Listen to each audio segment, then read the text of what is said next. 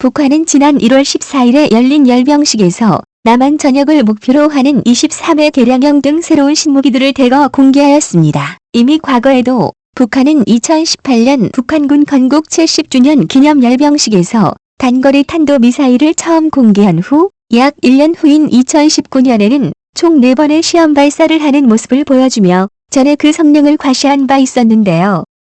북한의 한미 미군 당국에서는 Kn-23이라는 분류 번호를 붙였습니다. 13은 개발할 때 러시아의 이스칸데르를 바탕으로 만들어져 그 모양과 재원이 매우 비슷해 북한판 이스칸데르라고 불리고 있죠. 그런데 한국에 매우 위협적일 것만 같았던 북한의 무기들이 최근 그 위력에 대해 의문을 품을 만한 충격적인 사건이 발생했다고 하는데요. 지난해 말 아르메니아와 아제르바이잔 나고르노카라바흐 지역을 두고 무력 분쟁을 벌이고 있었습니다. 지난 3일 영국 런던의 중동 전문 매체 미들스타에 따르면 지난해 11월 9일 아르메니아에서 아제르바이잔의 수도인 바쿠를 타켓으로 이스칸데르를 발사했지만 이 미사일은 바쿠에 도착하지도 못하고 아제르바이잔에게 요격당해 걸었다고 합니다. 아제르바이잔 당국에서는 이스라엘에서 수입한 라팔 지대공 미사일로 이스칸데르를 요격했다고 전했는데요.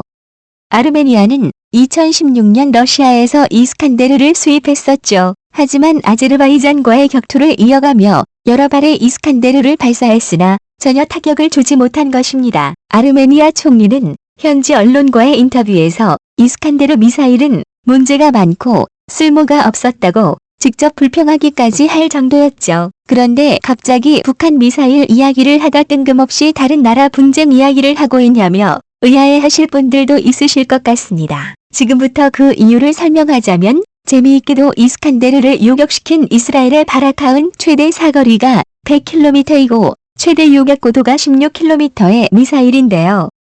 이는 한국군이 개발한 지대공 미사일인 천국의 성능과 매우 유사합니다. 이와 달리 이스칸데르는 일반 탄도미사일과는 달리 탐지와 요격을 피하기 위해 청정고도에 다다르면 하강하다가 다시 위로 솟구치는 기능을 갖추고 있는 것이 가장 큰 특징으로 꼽히고 있는데요. 그런데 얼마 전 북한이 전 세계에 자랑한 23 역시 이스칸데르를 기반으로 풀어 기동 기능을 똑같이 따라한 사실이 밝혀지며 결국 북한이 좋다고 보고 베낀 Kn-24의 위력이 사실상 형편없다는 것으로 드러난 것이었죠. 즉 이번 아르메니아와 아제르바이잔의 격추로 북한의 Kn-23의 한국을 천국으로 요격할 수 있다는 사실을 간접적으로 증명한 것입니다. 현재 전 세계 각국의 국방력을 측정하는 단위는 기본적으로 미국의 글로벌 파이어 파워에서 발표하는 국방비 현역 군인 수예비역 수전차 대포와 잠수함 수전투함과 전투기 핵탄두 수 등을 기준으로 삼아 국방력을 측정하고 있지만 이것들은 어디까지나 수치적인 측정일 뿐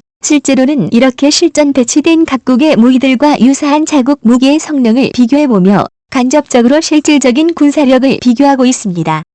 그렇기 때문에 이러한 간접적인 비교가 실제 군사력의 지표가 되고 있는 것이죠. 게다가 천국은 바라카보다도 훨씬 우수한 장점들로 인해 한반도를 둘러싼 주변국들이 유독 천국이라는 지대공 유도 미사일을 지속적으로 언급하며 경기를 일으키고 있는 상황인데요. 현대전과 더불어 앞으로의 미래 전장에서 가장 주목받는 기술 중 하나가 바로 스텔스 기능이라고 단언할 수 있을 것입니다. 실제로 얼마 전부터 베일에 쌓여있던 모습을 조금씩 드러내기 시작한 한국형 차세대 전투기 KF-X 역시 아직까진 스텔스 성능을 완벽하게 갖추지 않았지만 향후의 파생형 스텔스기 개발을 염두에 두고 초기 설계를 진행할 정도로 스텔스 성능이 없는 사정 5세대 전투기와 스텔스 성능을 갖춘 5세대 전투기의 성능은 하늘과 땅 차이라고 할 수 있는데요. 쉽게 말해 시력과 청력을 봉인당한 채 멀쩡한 적과 맞서 싸워야 할 정도의 차이라고 볼 수 있는 것이죠. 여기에서 끝이 아니라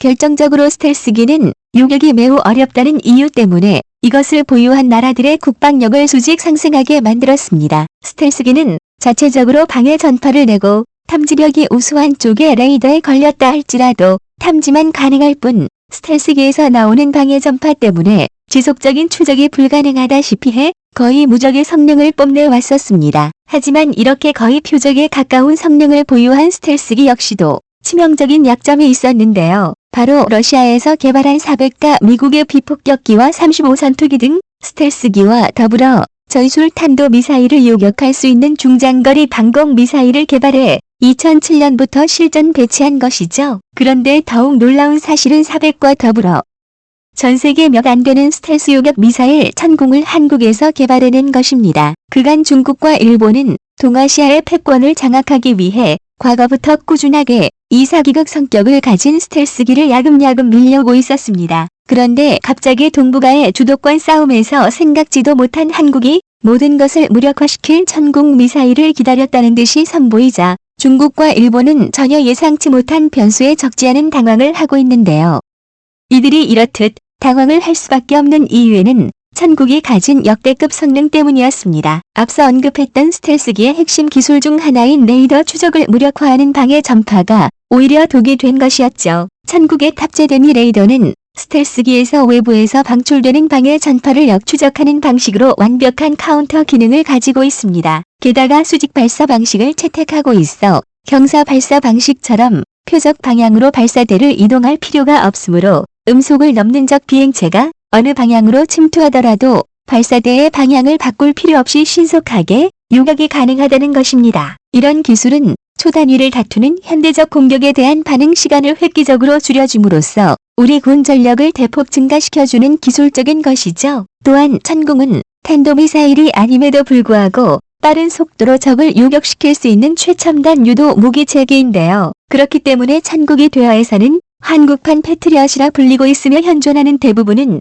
최신형 전투기들이 마하 위에서 4배 속도를 넘지 못하고 있기 때문에 막대한 자금을 들여 스텔스기를 개발해내거나 미국에서 사들인 중국과 일본은 망연자실할 수밖에 없는 것이죠. 게다가 천궁의 사정거리 또한 50km로 엄청난 사정거리를 자랑해 설령 스텔스기가 천국의 위치를 파괴하려 한다 해도 공대지 미사일 평균 사거리 30km로는 접근조차 불가능 상황이라 대한민국의 영공 내에서는 파괴가 거의 불가능한 상황인 것입니다. 심지어 우리나라는 여기에서 멈추는 것이 아닌 미래 전장의 시작으로 알려진 무인기 시대를 대비해 무인기나 로켓 등의 레이저빔으로 무력화하는 레이저 요격고기와 소형 무인기 여러 대를 고출력 전자파로 동시에 쏘아 떨어뜨리는 대형 전자기 펄스 발사기 등을 천궁 등에 탑재해 압도적 군사적 우위를 선점하겠다고 각오를 다지고 있는 상황인데요. 심지어 이러한 기술력들은 미국에 이어 두 번째로 개발한 상황이며